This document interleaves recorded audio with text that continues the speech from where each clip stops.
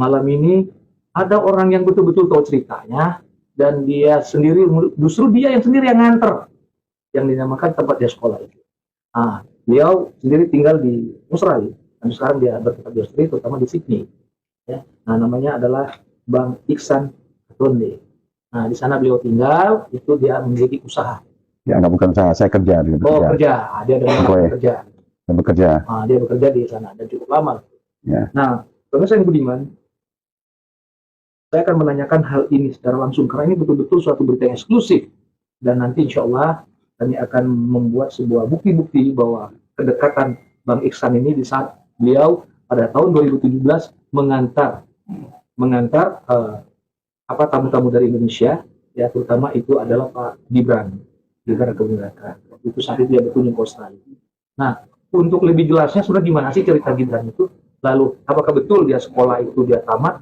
Apakah yang dinamakan disebut yang masalah insya tadi ya? Insya tadi apakah betul itu adalah sekolah yang resmi? Maksudnya sekolah yang setara dan SMA atau apa? Nah, Bang Iksan secara eksklusif akan menceritakan peristiwa dari 2017 itu sebenarnya Gibran itu Bang Iksan. Ya, Bang. Sedikit tadi sebelum kita rekaman wawancara. Tadi sempat Bang Iksan cerita tentang perjalanan Bang Iksan ketemu dengan Pak Gibran Raka-Buming Raka di Australia, ya kan? Itu atas undangan atau karena Pak Iksan ada diminta bantuan tolongan dari konjen ya, waktu itu Konsulat Jenderal ya, waktu itu di Australia. Nah itu gimana Bang? Sebenarnya cerita itu gimana? Ini saya lupa itu 2016 atau 2017 gitu ya. Pada saat itu Pak Jokowi datang ke Australia dan bawa rombongan yang cukup besar. Termasuk dalam rombongannya itu ada Gibran, istrinya, dan anaknya Janetes waktu itu ya.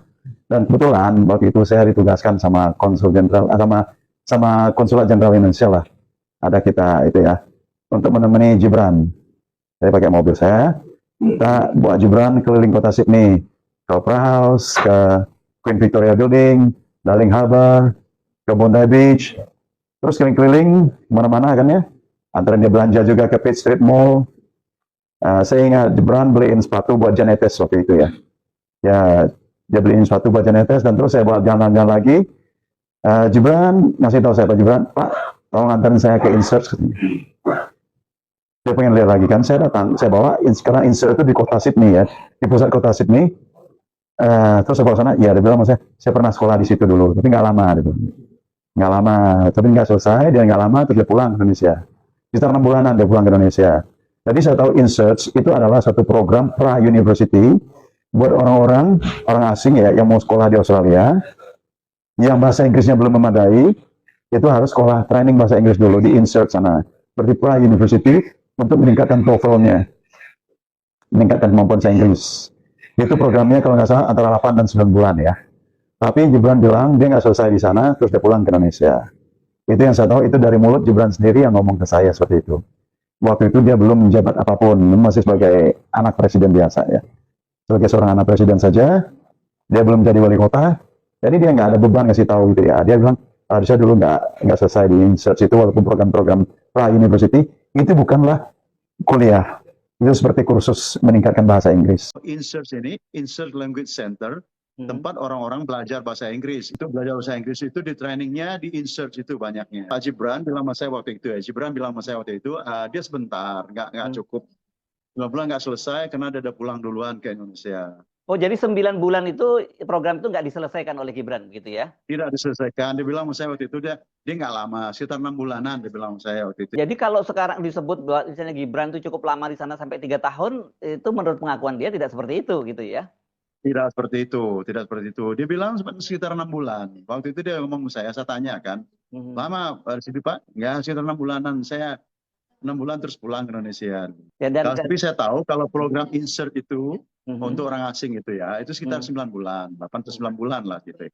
Clear ya di sini jadi bahwa dia di pengakuan Gibran sendiri bahwa dia hanya 6 bulan di situ dan dia kemudian pulang ke Indonesia begitu ya. Artinya dia tidak menyelesaikan program full. Untuk belajar bahasa Inggris saja, tidak ada matematik, tidak ada yang lain, cuman bahasa Inggris. Nah, kalau kita selesaikan sampai habis ada sertifikat. Kalau nggak selesai nggak ada sertifikat. Program belajar bahasa Inggris untuk melanjutkan ke university itu 9 bulan.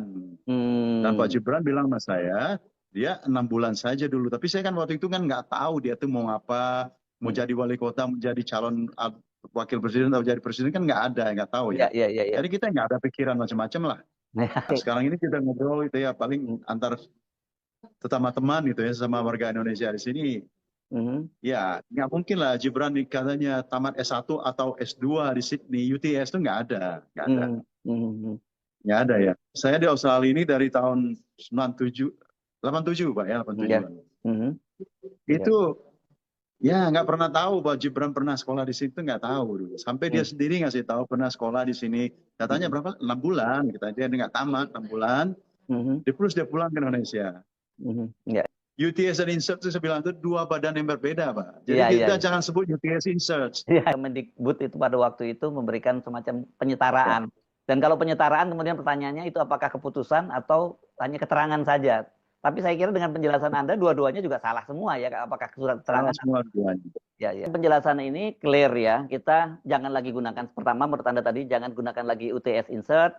Kedua, bahwa itu bukan bagian dari semacam matrikulasi, itu hanya belajar bahasa Inggris saja, gitu. Dan kemudian kalau kemudian ada klaim bahwa itu penyetaraan ijazah dengan SMK di Indonesia dari lulusan UTS insert, itu totally salah, gitu. Kira-kira itu.